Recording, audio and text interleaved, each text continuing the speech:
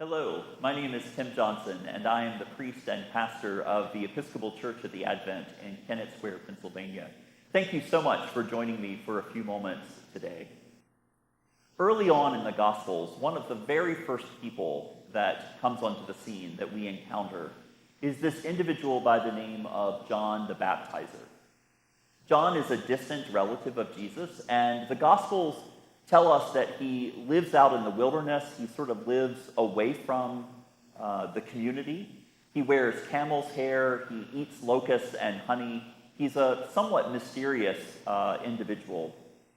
But John has a very important and particular vocation or calling, because the Gospels tell us that John appears in the wilderness, appears out in the desert, and he's preaching and teaching, and in his preaching and teaching, he's encouraging people to look for Jesus.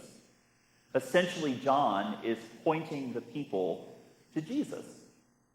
And in the art world, whenever John is depicted in paintings, very frequently we see him depicted as one who is pointing to Christ or pointing to Jesus, because that was John's vocation, to encourage people to look for Christ.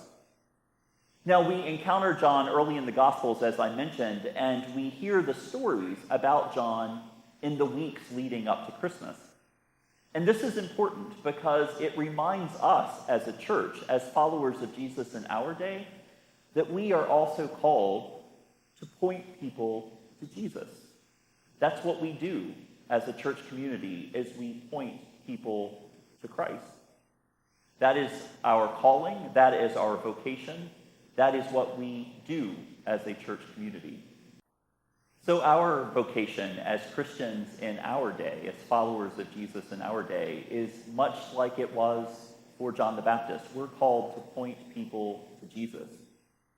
So often when people think of the church, they think of the church as an organization or an institution, or they think of the church as a building. And it's easy to get lost in that understanding of church. But at the heart of who we are, of what we're called to be, is we're called to be a people who point people to Christ. So this Christmas, when we gather together as a church community to celebrate the birth of Jesus, it's important for us to remember that, like John the Baptist, we too are called to point people to Jesus in our own day. Thank you so much for joining me for these few moments. Please join us at the Episcopal Church of the Advent any Sunday.